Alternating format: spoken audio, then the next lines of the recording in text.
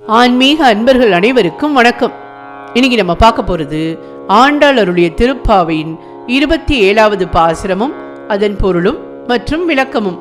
கூடரை வெல்லும் சே கோவிந்த உன் தன்னை பாடி பறை கொண்டு யாம் பெரும் சம்மானம் நாடு புகழும் பரிசினால் நன்றாக சுடகமே தோல்வளையே தோடி செவி பூவே பாடகமே என்றனைய பல்கலனும் யாமணிவோம் ஆடை உடுப்போம் அதன் பின்னே பால் சோறு மூடனை பெய்து முழங்கை வழிவார கூடியிருந்து குளிர்ந்தேலோரெம்பாவாய்.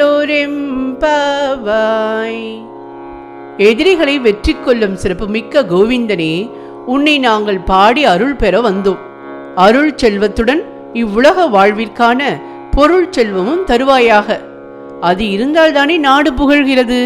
கையில் அணியும் சூடகம், தோளில் அணியும் பாகுவலையும், காதில் அணியும் தோடு, கர்ணப்பூ, காலில் அணியும் பாடகம் ஆகிய அணிகலன்களை எங்களுக்கு கொடு. புத்தாடைகளை வழங்கு.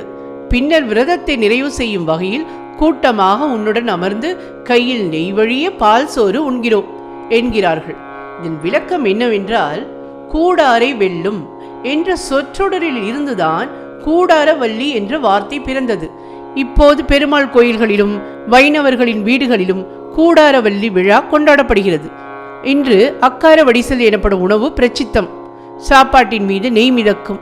சர்க்கரை பொங்கல் போன்ற இந்த உணவின் சுவை அலாதியானது. விரதத்தின் ஆரம்பத்தில் நெய், பால் ஆகியவற்றை துறந்த ஆயர்குல பெண்கள் இப்போது கண்ணனின் தரிசனம் கிடைத்த மகிழ்ச்சியில் இனிப்பான இந்த உணவை சாப்பிடுகிறார்கள். பால் சோறு என்பது பார்க்கடலையும் குறிக்கும். கண்ணா, உன் தரிசனம் கிடைத்துவிட்டது. நாங்கள் நீ பள்ளி கொள்ளும் பார்க்கடலில் இருப்பது போல் உணர்கிறோம். இதுவே நித்திய சுகம். இந்த சுகத்தை எங்களுக்கு நிரந்தரமாக கொடு என வேண்டுகிறார்கள். நன்றி, வணக்கம்.